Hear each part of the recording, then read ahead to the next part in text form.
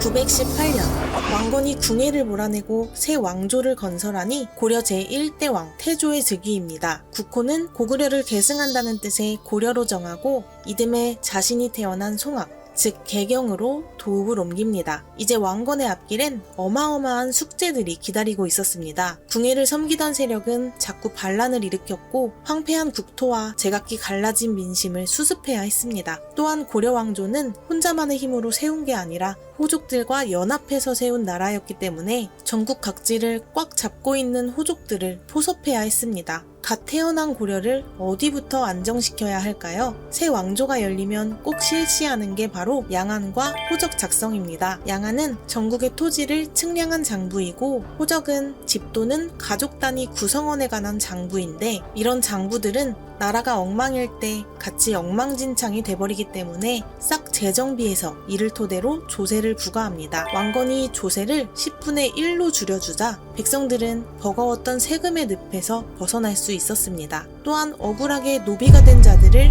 모두 복권시켜주는데요. 이들은 원래 양민이었지만 굶어 죽지 않으려고 자신과 가족을 팔았던 사람들이었습니다. 왕건의 피땀 어린 노력으로 점차 나라가 안정되어 국력도 많이 신장됐지만 여전히 왕권은 불안했고 호랑이 같은 후백제는 세력을 떨치고 있었습니다.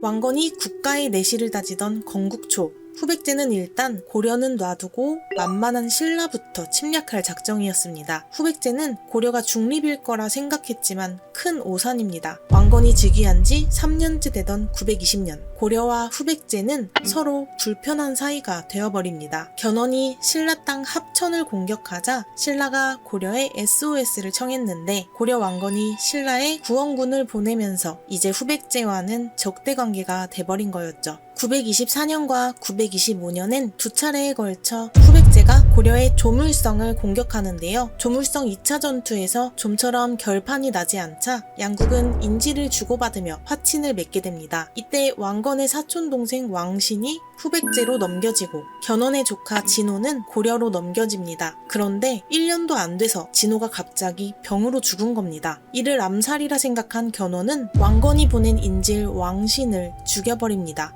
이제 후삼국 통일의 꿈을 품은 왕건과 견훤은 끊임없는 대립을 이어가는데 통일을 향한 그 둘의 방식은 완전히 정반대였습니다. 이것이 극명하게 드러난 사건이 태조 9년인 927년에 있었는데요. 견훤이 신라 수도인 경주까지 직접 쳐들어가더니 호석정에서 연회를 베풀던 경혜왕을 강제로 자결하게 하고 경혜왕의 왕비를 겁탈해 씻을 수 없는 치욕을 준 겁니다. 이렇게 힘을 과시하고 압박하는 것이 견훤의 방식이었습니다. 그리고 신라 왕족인 김부를 왕위에 올리는데 그가 바로 신라의 마지막 왕 경순왕입니다. 이 소식을 들은 왕건은 즉시 정예기병 5천을 이끌고 신라를 도우러 달려가는데요. 공산 일대에서 후백제군과 맞닥뜨린 이후 고려군은 결국 후백제군에 포위되고 말았습니다. 쫓기던 왕건이 죽을 위기에 처한 순간 장군 신순겸은 왕건에게 자기 옷을 입고 빠져나가라고 권했고 그의 충성심으로 왕건은 겨우 송악에 살아 돌아올 수 있었습니다. 전투가 끝나고 머리가 잘린 신순겸의 시체를 본 왕건은 큰 슬픔에 젖어 황금 두상과 함께 그의 장례를 치러줍니다. 고려가 후백제에 대패한 이 전투가 그 유명한 공산전투입니다. 견훤은 자신이 세워둔 허수아비 경순왕을 통해 신라를 계속 압박했지만 그럴수록 신라의 마음은 고려로 기울었습니다. 한창 후백제에 밀리던 왕건은 930년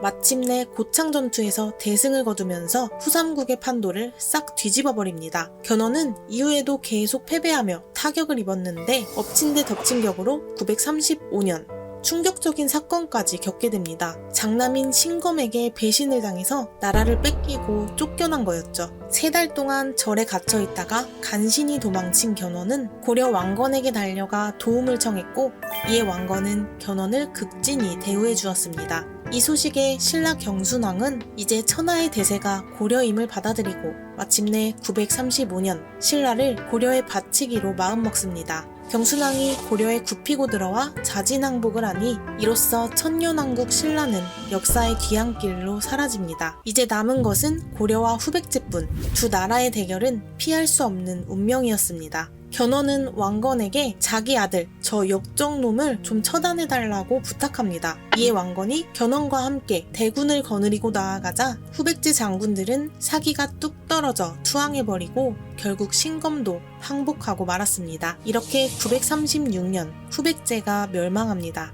이 모든 광경을 현장에서 직접 바라본 견훤은 복잡한 심경으로 우울과 번민에 빠져 있다가 인근 절에서 병으로 생을 마감했습니다. 신라와 후백제는 역사 속으로 영영 사라졌으나 이는 곧 한반도의 진정한 민족 대통합이자 500년 새 왕조의 역사가 시작되는 순간이었습니다. 이제는 이 땅의 백성 모두가 고려의 백성입니다. 태조 왕건이 꿈꾸던 두 가지 대업은 바로 민족 통일과 대고구려의 고토 회복이었습니다. 태조는 숭불 정책으로 흩어진 민심을 하나로 모았고 힘센 호족들을 눌러 왕권을 다지기 위해 다양한 호족 융합 정책도 펼치는데요. 대표적인 게 혼인 정책과 사성 정책입니다. 혼인 정책으로 호족들의 딸과 결혼한 태조는 총 29명의 부인을 두고 그들에게서 29명의 아들과 9명의 딸을 얻게 됩니다. 또한 사성 정책으로 지방 유력 호족들에게 자신의 성 왕씨를 사용하도록 해줬는데요. 이로써 수많은 호족이 한 패밀리로 뭉치긴 했지만 이건 왕건의 사후, 피비린내 나는 왕위 쟁탈전을 예고하는 일이었습니다.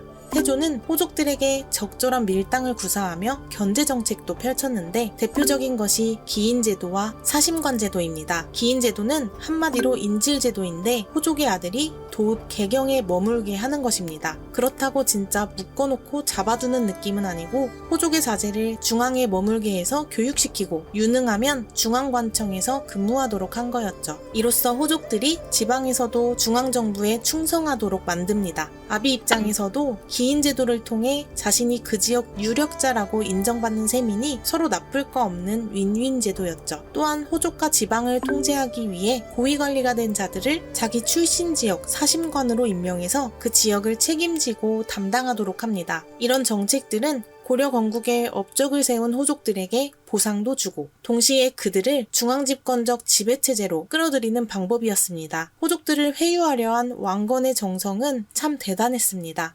926년 거란에 의해 해동성국 발해가 멸망한 후로는 발해 유민들을 적극적으로 받아들였고 반대로 발해를 멸망시킨 거란은 금수의 나라라며 손절합니다. 신라나 후백제에서 귀순하는 자들에게는 집과 땅을 나눠주기도 했죠. 이렇게 외세의 도움도 없이 발해 유민과 후백제, 신라 백성들 모두를 끌어안으며 최초의 자주적 통일국가를 이룩한 왕건으로 인해 이제 약 500년 동안 이어지는 고려의 이야기가 순조로운 출발을 시작합니다. 청천강에서 영흥만에 이르는 성까지 영토를 넓히면서 고구려의 옛 땅 회복에도 힘썼던 왕건. 어느덧 세월이 흘러 943년 봄이 되었습니다. 67세 노인의 몸으로 병을 얻은 왕건은 죽음이 가까워졌음을 느끼고 평생 자신의 곁을 지킨 박수리를 불러 후손들에게 10가지 훈계를 남겼습니다. 왕이 지켜야 할 도리를 적은 일명 훈요 10조. 이것은 고려 왕조가 존속한 500년 동안 통치의 근본으로 활용됐습니다. 임종을 앞둔 왕건의 곁에서 신하들이 슬픔을 참지 못해 목 놓아 울부짖자 왕건은 한마디 말을 남기고 숨을 거두었습니다. 인생이란 원래 이렇게 덧없는 것이다. 고려왕조실록 다음 이야기에서는 이복 동생들과 왕위 쟁탈전에 휘말린 주름살 임금 제2대 해종의 이야기로 찾아오겠습니다. 고려왕조실록 시리즈를 계속 시청하실 분들은 구독과 알림 설정 눌러주세요. 시청해주신 여러분 감사합니다.